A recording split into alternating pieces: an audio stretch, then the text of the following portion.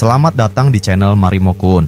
Di sini kita akan menyelami petualangan epik dan tak terlupakan dari dunia One Piece, tempat Monkey D. Luffy dan kru topi jerami berlayar menantang arus untuk mencari One Piece dan mewujudkan impian menjadi Raja Bajak Laut. Setiap pulau yang mereka kunjungi membawa kisah yang penuh dengan pertarungan, misteri, dan rahasia besar tentang dunia yang penuh keajaiban ini. Dalam setiap video, Marimo-kun akan mengupas karakter-karakter ikonik, kekuatan buah iblis yang unik, dan strategi pertempuran dari setiap arc yang penuh ketegangan. Bersiaplah untuk menelusuri teori-teori mengejutkan dan fakta-fakta menarik yang mungkin belum kamu ketahui. Jadi, pastikan kamu sudah siap untuk menjelajahi dunia penuh warna dan petualangan yang luar biasa ini bersama kami. Jangan lupa subscribe dan aktifkan loncengnya, agar kamu tidak ketinggalan setiap update terbaru tentang dunia One Piece. Baiklah, mari kita mulai.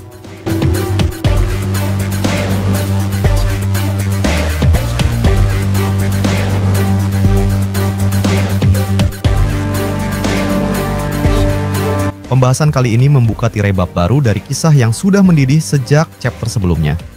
Langit Elbaf tampak kelam, diselimuti awan gelap yang seakan menyatu dengan aura muram yang menyelimuti wilayah itu. Di tengah suasana mencekam, tampak barisan anak-anak raksasa, termasuk Kalen, yang melangkah dengan tatapan kosong, tanpa kesadaran, seperti boneka yang dikendalikan tali tak terlihat. Mereka, yang seharusnya telah terbangun dari tidur panjang, ternyata belum benar-benar bebas. Tubuh mereka digerakkan oleh kekuatan para ksatria suci, dikendalikan dari kejauhan oleh semacam sihir atau teknologi yang belum diketahui. Di kejauhan, terlihat Jarul dan sekelompok raksasa dewasa yang menyaksikan pemandangan itu dengan gelisah. Mereka tahu mereka tak bisa berbuat apa-apa. Pelindung berduri tak terlihat milik Somers masih aktif, memancarkan medan yang menolak siapapun yang mencoba mendekat.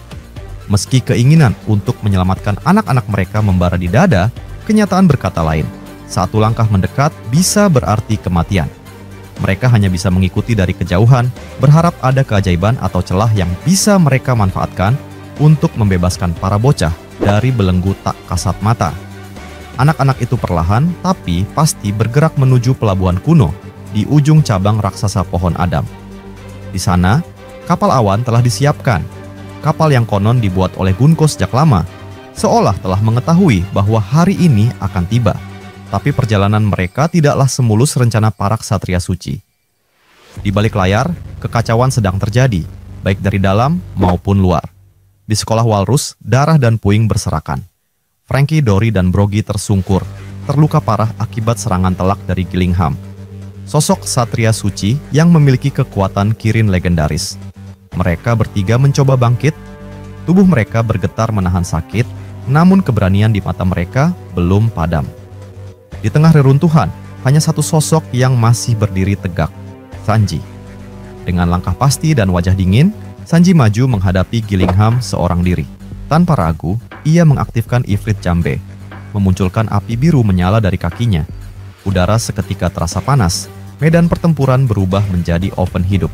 Sanji menghilang dalam sekejap mata, muncul kembali dengan tendangan beruntun yang menghantam Gillingham dari berbagai arah.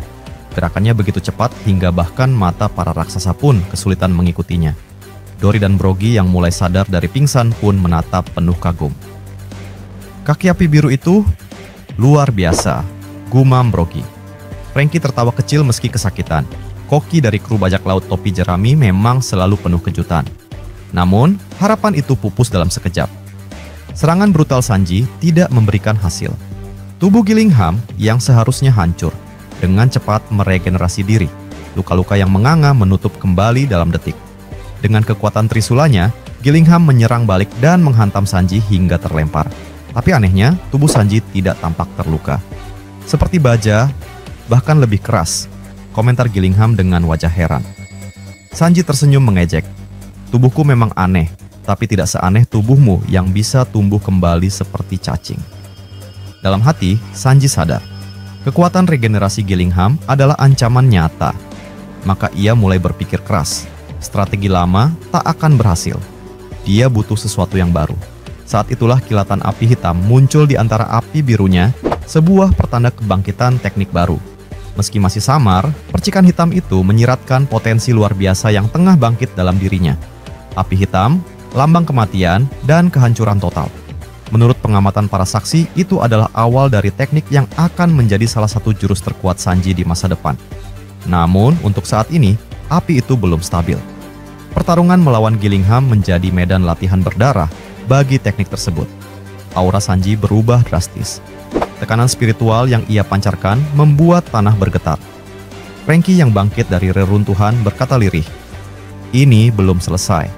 Sanji akan meledak lebih besar lagi." Benar saja, tendangan berikutnya membakar tubuh Gillingham, memperlambat proses regenerasinya. Ini adalah titik balik. Sanji mulai menghitung waktu pemulihan, pola gerakan, dan kelemahan kecil yang muncul di sela-sela regenerasi Gillingham. Ia tidak sekadar bertarung, tapi menganalisis, menyusun strategi untuk mengalahkan monster di depannya dengan kecerdasan. Sementara itu, di Pulau Hachinosu, pulau itu berubah menjadi neraka. Pertempuran epik berkecamuk di setiap sudut markas Kurohige. Garp dan Shanks yang bersatu untuk menekan sang Yonko membuat para kru Kurohige terdesak. Tapi kekacauan tidak berhenti di sana. Aliansi-aliansi bajak laut yang selama ini dibina diam-diam oleh Kurohige mulai bermunculan dari segala arah. Lautan disesaki kapal-kapal berisi bajak laut tangguh. Beberapa di antaranya adalah legenda yang telah lama menghilang.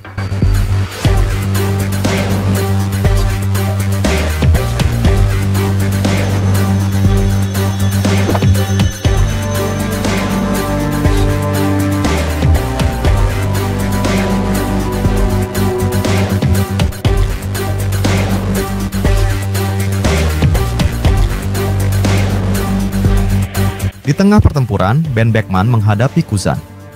Duel mereka seperti pertempuran dua jenderal dewa. Peluru Ben, yang dibalut haki tingkat tinggi, berhasil menembus pertahanan es Kuzan.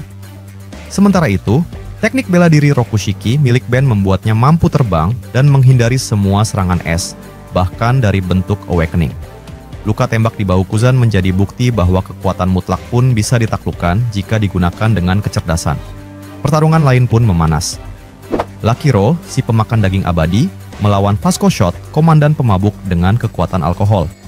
Pertarungan ini tampak konyol di awal, tapi berubah menjadi duel berdarah yang dahsyat. Api melawan kecepatan. Tembakan Lakiro ternyata hanyalah pengalihan, karena serangan utama datang dari udara, sebuah tendangan mematikan yang menghancurkan tanah dan memukul Vasco telak. Sementara itu, Yasop berhadapan dengan Van Augur, penembak jitu yang memiliki kemampuan teleportasi. Yasop dengan Kenbunshoku Haki tingkat tinggi mampu membaca pergerakan lawannya bahkan saat Augur menukar-nukar posisi dengan keroco bajak laut. Duel mereka jadi ajang adu fokus dan akurasi yang menentukan hidup mati. Dan akhirnya, kembali ke Elbaf. Gillingham merasakan tekanan dari jurus baru Sanji yang belum sempurna namun sangat berbahaya. Dia pun mengeluarkan wujud Zoan Kirinnya secara penuh, menampakkan kekuatan destruktif yang bisa merobohkan gunung. Serangan-serangannya mulai meluluh lantakkan area sekitar.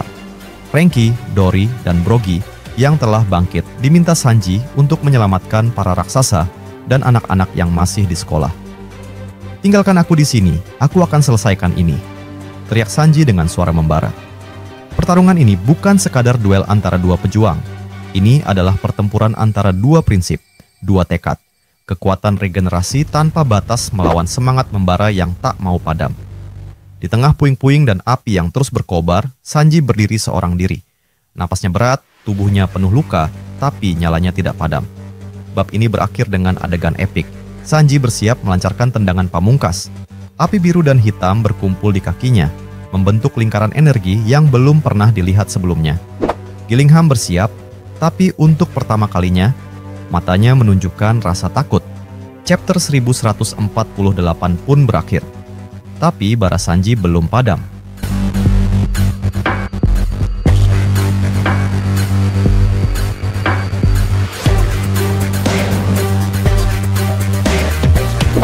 Awakening Kuzan telah bangkit. Ketika dingin menjadi kematian yang tak bersuara.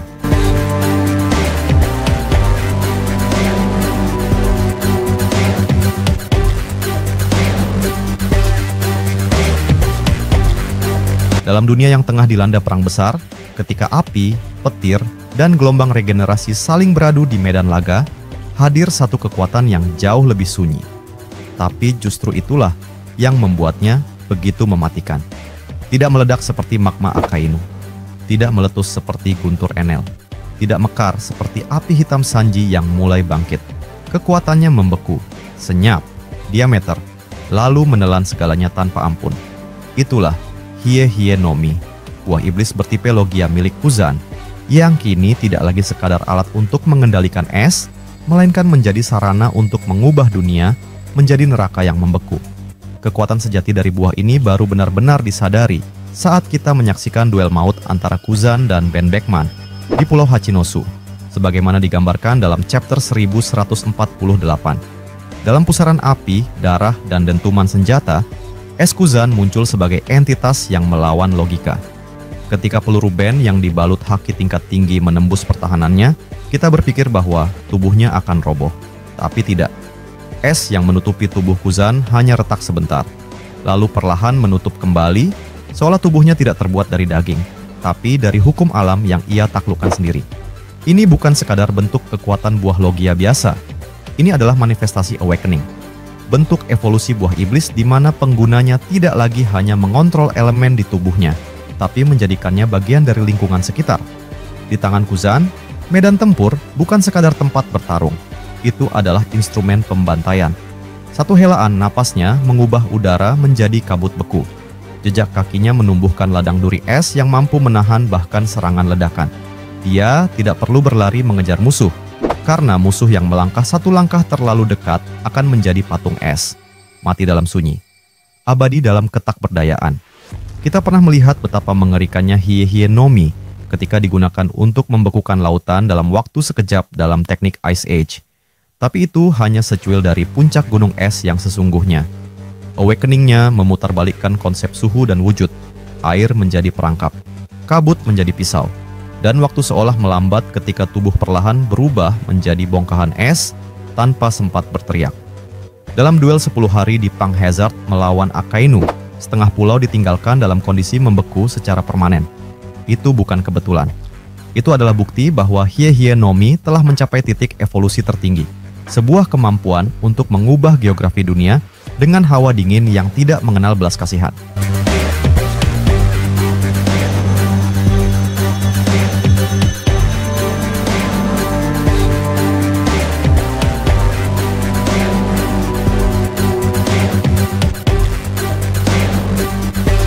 Bandingkan dengan kekuatan regeneratif Gillingham yang menghadapi Sanji di Elbaf. Ia tumbuh kembali tiap kali dipukul, bagai kutukan abadi dari daging yang tak bisa mati. Tapi bahkan regenerasi memiliki celah, memiliki waktu pulih, memiliki momen rapuh. Tidak demikian dengan es. Tidak demikian dengan Kuzan. Dalam satu serangan yang tepat, es tak memberi waktu pulih. Ia tidak menghancurkan tubuh lawan. Ia menghentikan seluruh sistem kehidupan dalam tubuh itu. Darah berhenti. Otot kaku, oksigen membeku dalam paru-paru. Sebuah kematian yang datang bukan karena luka, tetapi karena kehidupan dipaksa berhenti. Dalam sekejap. Apa yang membuat kekuatan ini lebih mengerikan lagi adalah kecerdasan Kuzan. Ia bukan petarung yang meledak-ledak. Ia adalah seniman pembunuhan yang tenang, seorang taktis. Dan di tangannya, Hie-Hie no Mi bukan sekadar buah iblis. Itu adalah senjata perang yang menyatu dengan pikirannya. Ia memanipulasi suhu, medan, bahkan persepsi lawan. Lawannya membeku bukan hanya secara fisik, tapi juga secara psikologis. Dalam duel dengan Ben Beckman, dia tidak menang karena lebih kuat. Dia bertahan karena lebih dingin, secara harfiah dan emosional. Di medan lain, Sanji masih berjuang keras mengembangkan kekuatan baru. Api hitam yang belum stabil, tapi menjanjikan. Ia masih belajar membaca pola serangan Gillingham, menganalisis titik lemah, menyusun strategi dalam tekanan. Tapi Kuzan, dia sudah selesai belajar. Dia adalah hasil dari pertarungan berdarah, dari kehilangan satu kaki dalam duel maut, dari pengkhianatan, dari pengasingan. Awakening-nya bukan hanya teknik. Itu adalah bentuk total dari kehancuran yang telah diterima dan dijadikan kekuatan. Dan kini, saat dunia mulai memanas, saat perang pecah di Elbaf dan Hachinosu menjadi ladang kematian, kita akhirnya menyadari ada yang lebih mematikan dari api dan petir. yaitu dingin yang tak bersuara, dingin yang membunuh harapan, dingin yang bisa menghentikan seluruh pertempuran hanya dengan satu napas. Kuzan tidak berteriak, ia tidak meledak, ia hanya berjalan, dan di belakangnya, dunia membeku dalam diam.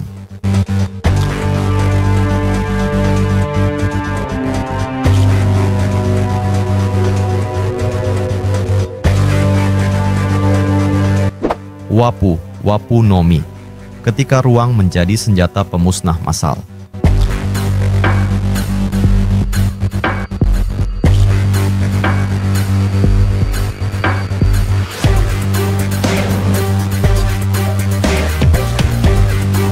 Di dunia One Piece yang syarat dengan kekuatan dewa, iblis, dan kehendak besi para pejuang lautan, ada jenis kekuatan yang tak mengandalkan ledakan dahsyat atau destruksi massal. Bukan pula tentang makhluk kolosal atau elemen bencana. Ada kekuatan yang bekerja dalam senyap, tanpa suara, tanpa aba-aba, tapi mampu membalikkan pertempuran dalam satu kedipan mata. Itulah Wapu no Mi, buah iblis yang menjadikan Van Augur sebagai salah satu ancaman paling mengerikan di dunia yang sedang membara ini. Van Augur bukan karakter flamboyan, bukan pula penjahat yang suka menciptakan kekacauan tanpa alasan. Ia adalah senyap yang menembus tulang, bayangan yang hadir sebelum kematian datang. Dan dengan Wapu no Mi, ia menjadi lebih dari sekadar sniper. Ia menjadi penguasa ruang, pemilik kendali atas posisi, momentum, dan arah peperangan. Dalam pertarungan mematikan di Elbaf, seperti yang disinggung dalam chapter 1148, Van Augur terlibat langsung dalam duel penuh kecerdasan dan insting bersama Yasop, sang penembak legendaris dari bajak laut rambut merah. Bukan pertarungan kekuatan fisik semata, tapi adu strategi tingkat dewa. Di sanalah Wapu no Mi menampakkan tajinya. Van Augur memindahkan dirinya ke berbagai posisi seperti hantu, melepaskan tembakan dari sudut yang tak terduga, lalu menghilang sebelum lawan sempat membalas. Namun, yang membuat kekuatan buah ini lebih menakutkan daripada sekadar teleportasi adalah cara Van Augur memanfaatkannya. Ia tidak hanya berpindah, ia mengatur ulang seluruh peta pertempuran. Ia menciptakan ketidakseimbangan, menjebak musuh dalam pola serangan yang tidak logis, dan menghancurkan strategi lawan sebelum mereka menyadari bahwa mereka sedang diserang. Wapu no Mi adalah kekuatan yang membuat semua teori pertarungan menjadi usang. Bayangkan skenario ini. Dalam waktu kurang dari 1 detik, Van Augur bisa memindahkan seseorang ke depan laras senapannya, memindahkan sekutunya dari tengah hujan serangan ke posisi aman, atau bahkan menyelinap ke jantung formasi musuh dan mengacaukan segalanya. Di medan perang seperti Hachinosu atau Elbaf, kemampuan ini bukan sekadar keunggulan, ini adalah kunci kemenangan absolut. Namun di balik kedahsyatannya, muncul pertanyaan yang lebih dalam dan menyeramkan. Apakah ini batas kekuatan Wapu no Mi, atau baru permulaan? Jika kita mengikuti pola evolusi buah iblis lain dalam seri ini, maka besar kemungkinan bahwa Wapu no Mi belum menunjukkan bentuk sejatinya, belum mengalami awakening. Dan di titik itulah dunia benar-benar harus bersiap menghadapi malapetaka. Bayangkan, Van Augur tak hanya bisa memindahkan individu, tapi seluruh area, medan, objek besar.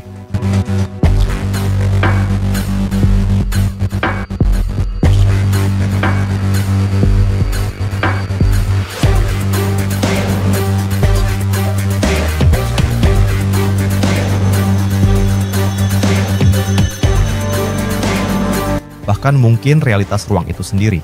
Jika kekuatan ini berkembang menjadi manipulasi dimensi terbatas, maka ia bisa menciptakan zona perang di mana ia adalah dewa mutlaknya. Namun, kekuatan sebesar itu tentu tidak datang tanpa tantangan. Di chapter 1148, kita melihat bagaimana Yasop dengan Kenbunshoku Haki tingkat tinggi mampu melihat dan membaca pergerakan Van Augur bahkan sebelum ia muncul. Inilah celah kecil yang mungkin menjadi satu-satunya harapan bagi siapapun yang berhadapan dengannya. Kemampuan untuk melihat niat dan waktu gerak sang penembak teleportasi. Yasop menunjukkan bahwa bahkan kekuatan dewa pun bisa diimbangi jika seseorang memiliki penglihatan yang melampaui waktu. Akan tetapi, mari kita realistis. Tidak semua orang adalah Yasop. Bahkan sebagian besar karakter kelas atas di dunia One Piece pun akan kesulitan menghadapi lawan yang bisa berada di mana saja, kapan saja, dan menyerang dari segala arah tanpa perlu bergerak secara konvensional. Maka, sekuat apa sebenarnya Wapu no Mi?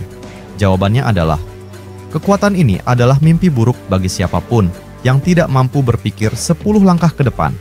Di tangan pengguna biasa, mungkin hanya akan digunakan untuk melarikan diri atau mencuri. Tapi di tangan Van Augur, dengan presisi, kesabaran, dan insting predatornya, kekuatan ini menjadi senjata absolut. Bukan sekadar menembak dari kejauhan, ia menciptakan ulang medan tempur dengan kehendaknya sendiri. Dan jika kekuatan ini benar-benar bangkit ke bentuk penuhnya, maka dunia akan menghadapi musuh yang tidak bisa disentuh, tidak bisa diprediksi, dan mungkin tidak bisa dikalahkan.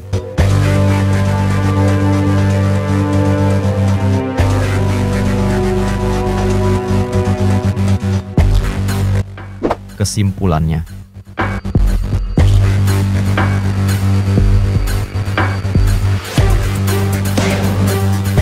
langit tidak lagi sekadar kanvas biru. Di atas Elbaf, ia berubah menjadi tirai hitam tempat para dewa, iblis, dan manusia saling menorehkan takdir dengan darah dan api. Chapter 1148 One Piece adalah simfoni kehancuran, di mana tiap dentuman langkah adalah prolog kematian, dan setiap tarikan napas adalah janji bahwa dunia seperti yang kita kenal akan segera berakhir. Di tengah reruntuhan harapan, seorang lelaki berdiri sendirian, Sanji, sang pangeran api, kini berubah menjadi siluet kesepian yang membara dalam badai.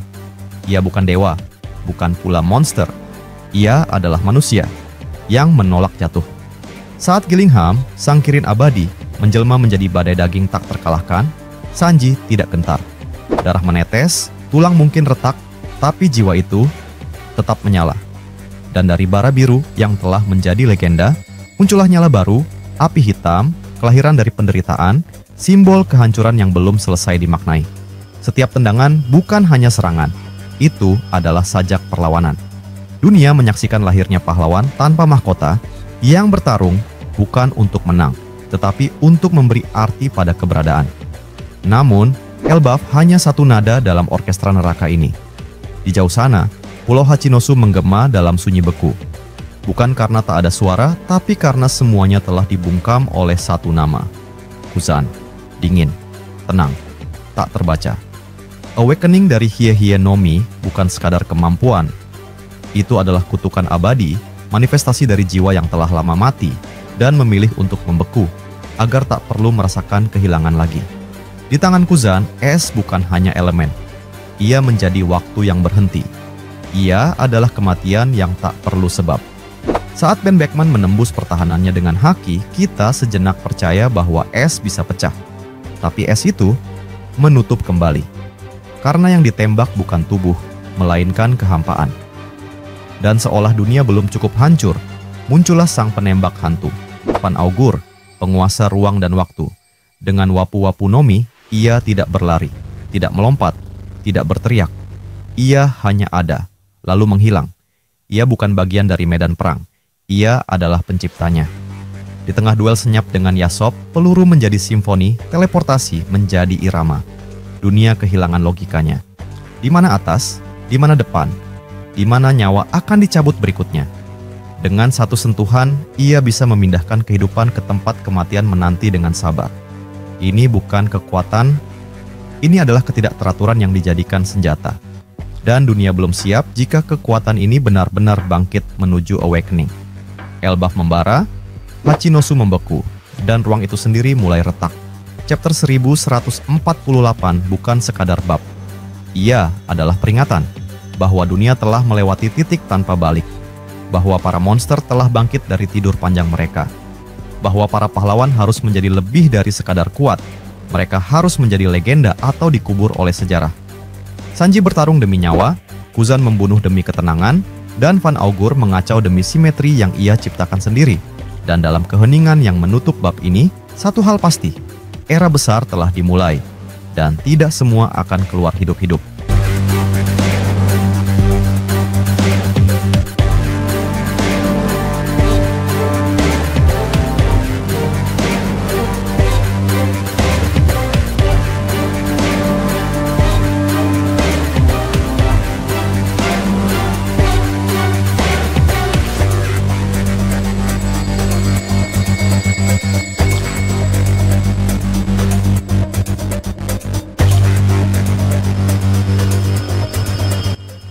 Terima kasih sudah nonton sampai akhir. Jangan lupa kasih like kalau kalian suka konten ini, share ke teman-teman kalian yang juga suka One Piece, dan tentunya subscribe biar kalian nggak ketinggalan video terbaru dari Marimo Kun. Kalau ada teori, fakta, atau topik lain seputar One Piece yang kalian pengen kita bahas, langsung tulis aja di kolom komentar. Sampai jumpa di pembahasan berikutnya, dan teruslah berlayar bersama kru Mugiwara. Salam nakama.